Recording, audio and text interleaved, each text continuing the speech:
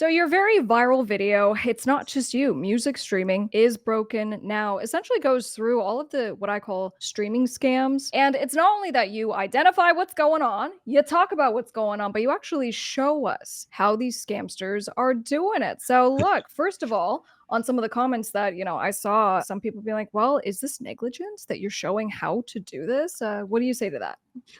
Yeah, I thought it was really funny. There were a couple people that were like, I hope the police investigate him. And I think it's adorably optimistic that people think that anyone cares. But, I thought it was important to show all that in the video because I originally was like, maybe I should kind of skirt around that. But I think the true impact to show just how ridiculously easy it is to do any of it was a really important ingredient for the video to get people talking about it, whether or not they think it's negligent or arrogant or whatever. It was kind of part of the plan all along because I think on the one hand, I want to show that this is ridiculous and there's no reason it needs to be this way. Like there truly is not. But also I kind of have like a secret hope that the people that watch this that do want to exploit these systems will. And I think, if anything, the people with bad intentions end up amplifying the problem to a point where then it really does become an issue. It was kind of trying to feed both sides of the coin to show how ridiculous these platforms are, but also like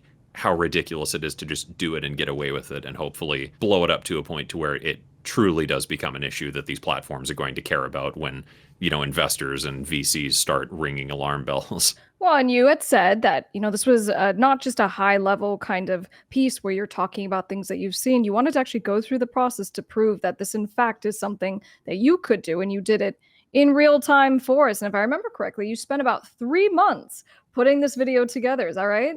Yeah, it was a whole lot of research and a whole lot of just kind of testing and poking and prodding at things just because on some level you don't want to believe that that's possible. You're like, okay, there's got to be something somewhere because I've seen over the years, tons of independent artists in my comments or, messaging me on social media or whatever that have run into these things. And you kind of think like, okay, well, maybe that's kind of an edge case, but you start to see more Reddit threads and forums and stuff coming up about this. I see it in my comments all the time. So it was a lot of just trying to gather what's out there, what's happening, and what are the commonalities of it.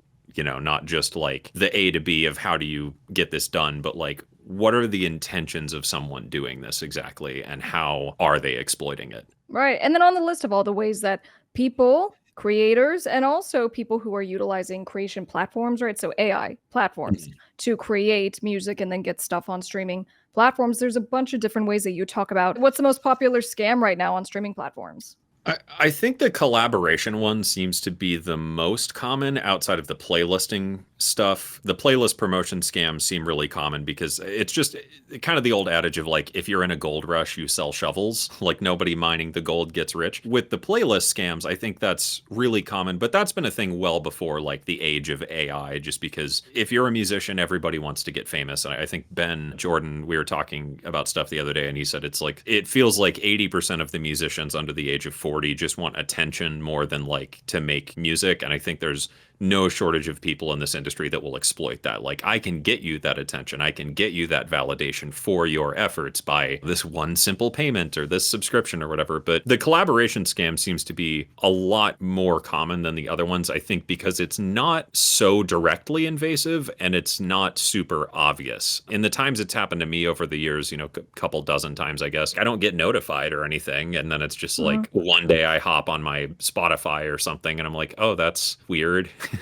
So it's like, I think that's the easiest one to get away with because like nobody's really paying attention a lot of the time. And, it's kind of up to your fans and listeners to get in contact with you, which Spotify doesn't really provide a way to do that most of the time. Well, what you're saying with the collaboration piece, you mean if I decide to upload a song and I put that I am Venus Theory, or that I can tag you as Venus Theory? Are those that you could say I'm whoever uploading this, and then you in the featured artist section you would add someone or other. So in this case, it would be me in this example. So I think that's the most common because it's just pretty straightforward and like nobody's really the wiser most of the time until someone calls it out. Typically, by the time people do call it out, it's kind of too late. Like the track's already got its streams and they got their $1.50 or whatever they get, and then they do it rinse and repeat to a gajillion different people.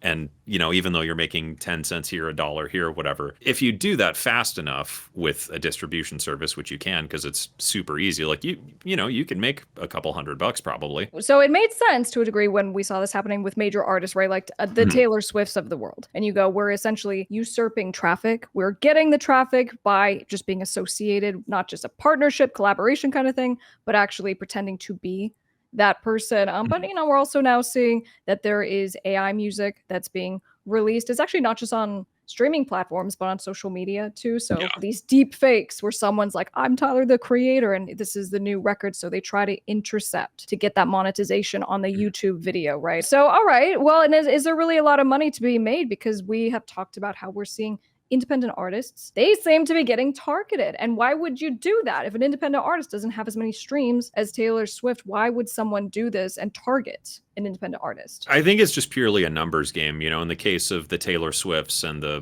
big major artists, Sabrina Carpenter or something. Like I could go on a distribution service and add Sabrina Carpenter as a featured artist right now. Like there's nothing stopping me from doing that. But with major artists, it was really hard to research this part for the video, which is why I didn't really talk about it. But my understanding of it was most of the major labels and, representation for the labels, either legal or otherwise, there's kind of dedicated teams to handle this stuff. So you can do it to major artists. It's just it will likely get taken down very, very quickly to where it's not worth it. Whereas, if you pay your $99 a year or whatever for like the ultra super duper premium package on a digital distribution service, you can upload unlimited songs with unlimited artist names and whatever. So I think if you look at like, I could get one song up for 5 minutes on a major artist thing, or I could get, 1,000 songs out to like some semi-notable artists on different streaming platforms and make about the same amount of money. Yeah. And And more less than than likely not get caught and pursued as well. Because like if you do that to a Sabrina Carpenter, you're going to get in trouble because in that case, like the effort to sue you is maybe worth it. And especially if it went big and like got real streams where it made real money, then like the money and time it will take to pursue that is worth it to a label or a firm or whatever. But with independent artists, it's like most of us just have the ability to say like, stop it, damn it. Like don't do that. We don't have giant labels with huge legal teams to pursue these people, so it's just a numbers game and kind of playing the odds. Now, you also mentioned in your video about secondary verification being an issue, right? So if the middleman is the music distributor, and we can talk about whether these companies even need to be there in the first place, but they are. In order to get your music on music platforms, you have to go through a distributor. So should distributors be more responsible or have better systems in place for catching the fraudsters? What do you think? If they want to run around parading that they love artists and are there to support indies and make music and distribution accessible and all the lovely nice Instagram marketing videos and whatever, I mean, I think they absolutely have a duty and responsibility to protect the people using their service. If I signed up for my internet company, right, and then like someone else was pirating stuff through my internet and I got in trouble for that, and it was my problem to then message my neighbor who got on my Wi-Fi because there was no passcode because my internet provider doesn't provide a modem with a passcode or whatever. Like, are you seriously putting that on the consumer? Like, that's ridiculous to me, and I don't understand why it's not a thing. So I think that the distributors, if they really want to sit there and pride themselves on service and accessibility and the democratization of music and all these lovely ideas, then like you need to step up and take a part in it other than just like slapping some nice buzzwords on a page to get me to sign up for a subscription. One of your commenters says the whole distributor concept of inserting a paid middleman between you and your own account always felt odd, clunky, and regressive, and the single plausible purpose they have to be hired, security, is nowhere to be found. Clearly a scam. I don't know that I would necessarily call it like an outright scam. I mean, that implies that like something very shifty is going on. It's just, I think that's the reality of the music industry is everybody needs their 10% here and there. And the better you become as an artist and, the more notoriety you get, there's going to be more people wanting their pound of flesh down the chain. And I think that distribution has become kind of a de facto, like, well, that's just what you do. You make a song, you put it on iTunes. And I think the distribution services learned that the money isn't really in the artists, so much as it is like getting them to do it once. It's not really about keeping someone recurring. It's about everyone getting to live their dream of promoting their new single on whatever on their Facebook page. And I think that's what they care about more than anything. So I don't think that's necessarily a scam. I think that's just kind of like capitalism in action. So this is not the first video that you have done talking about music streaming platforms, talking about music distributors, but music artists want to know, of all the platforms that you have looked into, who is the best music distributor out there right now?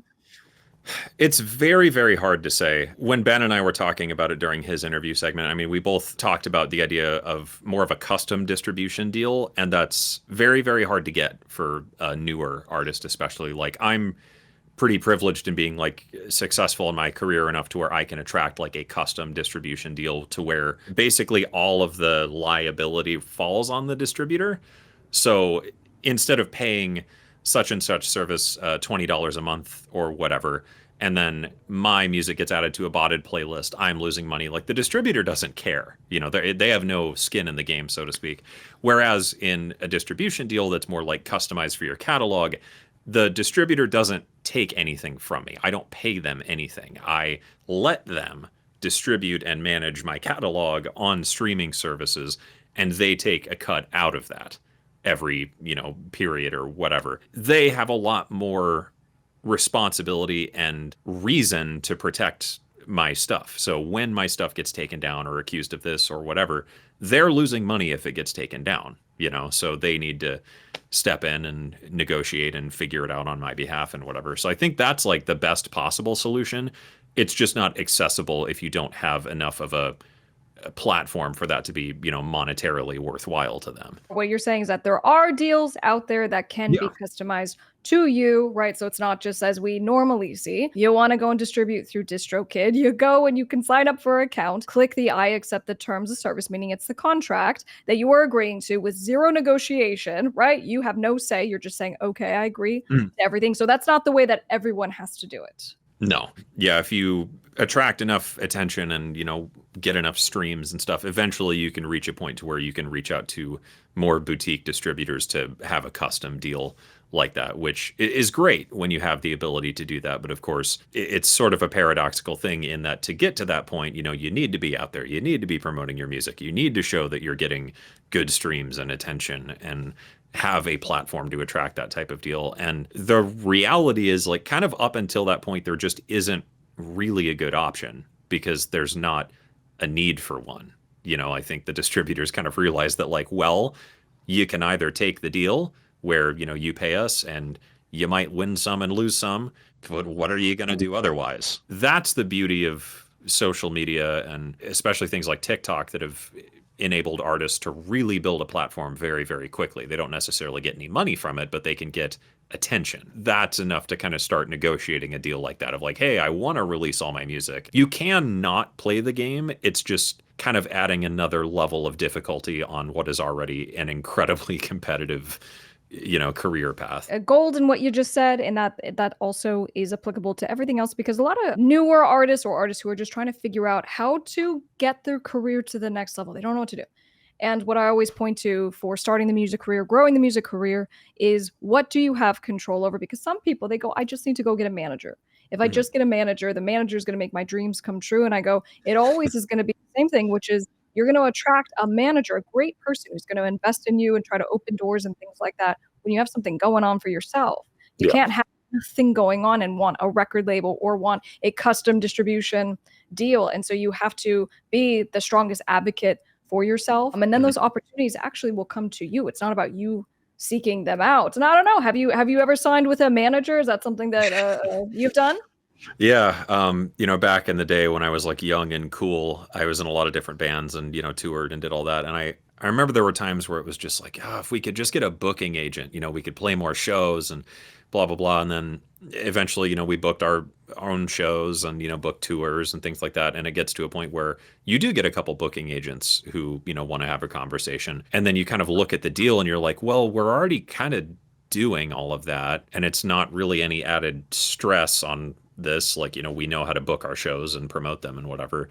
So why do we need to give you like 30% of every booking? Because a lot of those deals too, and I think what people don't realize is with booking and management and things like that. They also take cuts of like things you booked yourself. I was in talks with management agency for my video game composing career. It was just bizarre to me that a lot of the games I attract are just directly through my, YouTube, my music, my whatever, or just like, my music and other games, and then they play that game and whatever. And this agency reached out. I talked with them and was kind of like, okay, like they have contacts that I don't, sure, like there is some value there. But on anything I would book myself, they took their, 28% or whatever it was. And it's like, so why? Again, the power of realizing you don't have to play the game. I historically, I have hired press agents. I have hired managers with bands I was in, and I have done that. And every single time it just felt like a waste because, yeah, it's a little more work to do it myself, but it's a lot more valuable to own everything just all the way down. That's right. Well, look, pushing back to the streaming scams, one thing that we want to talk about is with the botted playlist, because it's funny. Everyone wants to get on playlists because of a bunch of things. We saw this with Hayley Williams, right, of Paramore. So she did this thing where she released all of her songs for her album as singles. And she goes, hey, fans, I want you to go onto Spotify, make playlists, and so make the album into what you want, the ordering, the whatever. And I said this was brilliant because it's going to trigger on Spotify, right? Discovery mode, because it goes by engagement, playlist. So playlisting and getting your stuff on these playlists is great for getting exposure. So people go and they hire these marketing companies, these playlisting companies, and well, bad things are happening. What's happening? Yeah, I've seen a lot of kind of permutations of this because first up is the most obvious one, to where if I'm a independent artist and I'm either, totally green behind the gills, or like maybe I've got a little momentum and I need to promote my next thing to keep the snowball going.